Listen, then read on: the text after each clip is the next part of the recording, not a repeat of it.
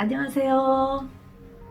매일 운이 좋아지는 습관 책을 쓴 작가 신은지입니다. 반갑습니다. 네, 지난 시간에 제가 다시 신굿을 하고 작두를 타고 신을 모시게 된 것까지 말씀을 드렸는데요. 그렇게 해서 처음과 다르게 저는 이제 신을 모시면서 아기 선녀를 이제 같이 몸주로 모시게 됐어요.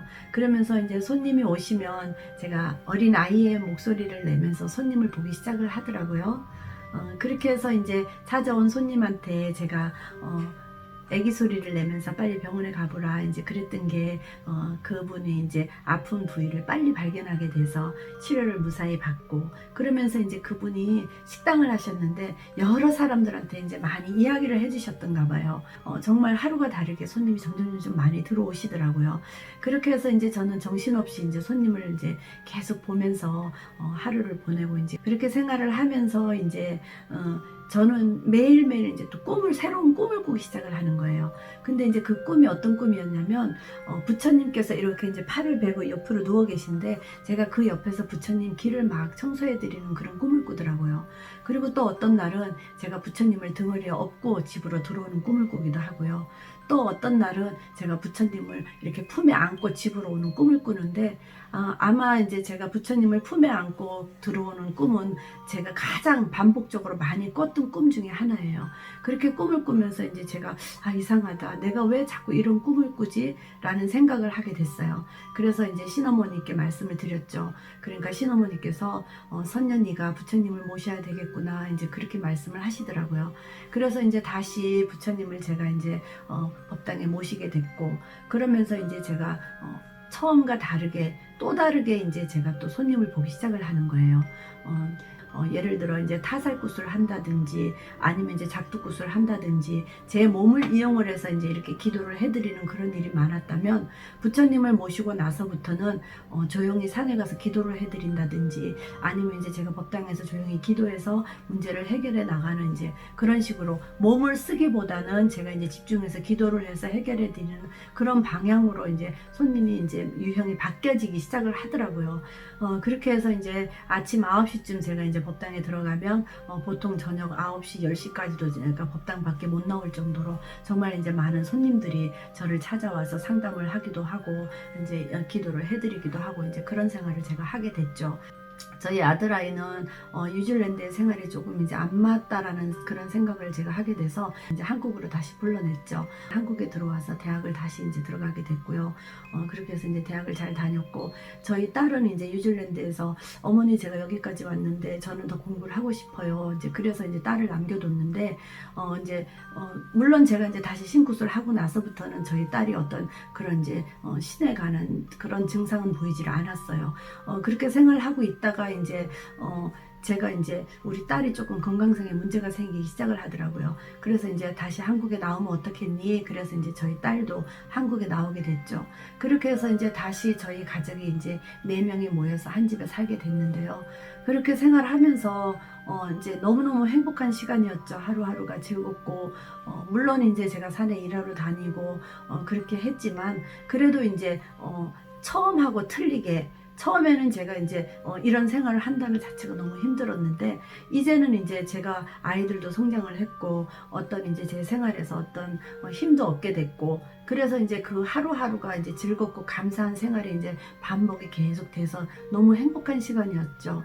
그리고 이제 신랑이 하는 일도 너무 잘 됐어요. 그때만 해도 건설업이 정말 이제 돈이 엄청나게 벌 수 있는 그런 일이었기 때문에 상당히 많은 금액을 제가 이제 달달이 생활비로 받으면서 이제 소위 말하는 중산층의 생활을 이제 할 수가 있었죠. 그렇게 생활해 나가면서 힘들지 않고 너무너무 행복한 시간이었어요.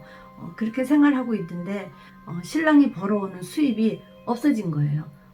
그때만 해도 이제 현금 거래가 아니고 어음으로 이제 이렇게 거래를 하는 상황이었는데, 저희가 받은 어음은 정말 많이 있었는데 그 어음을 현금으로 바꿀 수 있는 상황이 아니더라고요.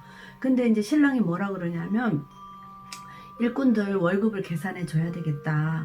근데 이제 저희 신랑 밑에 일하는 일꾼들이 그때만 해도 한 300명 정도 되는, 이제 현장이 한 군데가 아니고 4-5군데가 되다 보니까 일꾼들이 엄청나게 많았어요. 그 사람들의 노임을 다 해결해 준다는 게 쉬운 일은 아니었거든요. 그래서 이제 그동안 저희가 모아놨던 돈하고 이제 집도 다 정리를 하면서 저희 신랑 말대로 하루 벌어 하루 먹고 사는 사람들, 그 사람들은 편하게 해줘야 되지 않겠느냐, 우리는 젊으니까 다시 벌면 되지 않겠느냐, 이제 그렇게 해서 그러면 마음 편하게 살자, 거기에 이제 우리가 생각을 맞추고 그렇게 이제 하자 결론을 내리고, 이제 노임을 다 정리를 해주고 자재비라든지 이제 뭐 식당의 식대라든지 이런 걸 다 깨끗하게 해결을 해줬어요. 그렇게 해결을 해주고 나니까 저희는 이제 하루아침에 다시 이제 전셋집으로 몰락을 하게 된 거죠.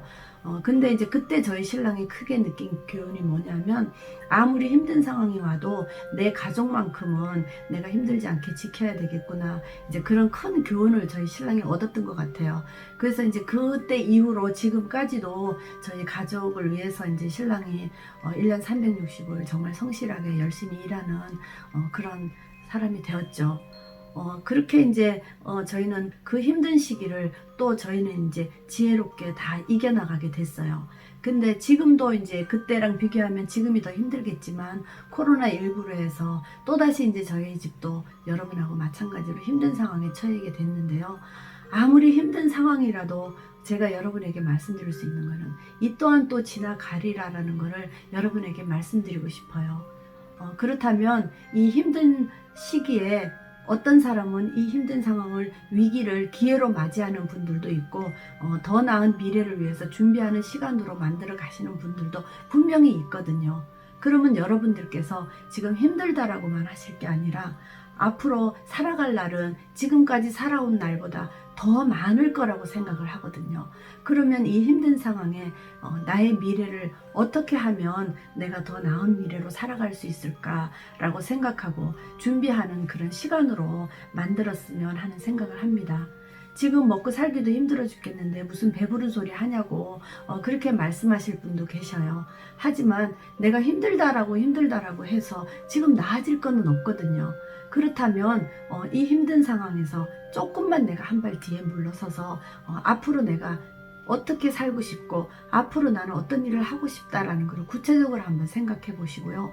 그거를 위해서 지금 조금씩 준비하는 여러분이 되신다면, 아마도 이 코로나가 끝나고 나면 지금보다는 조금 더 나은 나의 모습을 가지고 있지 않을까라는 생각을 하게 됩니다.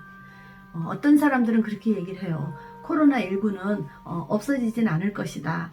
왜냐? 또 다른 변종이 자꾸 생겨져서 계속될 것이다. 그렇다면 이렇게 계속되는 악순환 속에서 내가 지금처럼 어떻게 하지 라기보다는 상황에 맞춰서 비대면 시대가 되었습니다. 그러면 그 비대면 시대에 맞춰서 내가 어떤 일을 해 나가야 되는지, 내가 어떤 미래를 준비해야 되는지, 하루 24시간 중에 앞으로의 나를 위해서 단 1시간만이라도 투자하고 노력하는 여러분이 되신다면, 아마도 1년 뒤, 2년 뒤 여러분 모습은 지금보다도 훨씬 더 크게 성장해 있고 더 멋진 모습으로 되어 있지 않을까라는 생각을 하게 됩니다. 코로나19 이 또한 지나갑니다. 그러면 지나간 후에 나의 모습이 지금보다는 더 멋진 나의 모습이 될 수 있도록 오늘도 준비하는 여러분이 되셨으면 합니다. 감사합니다.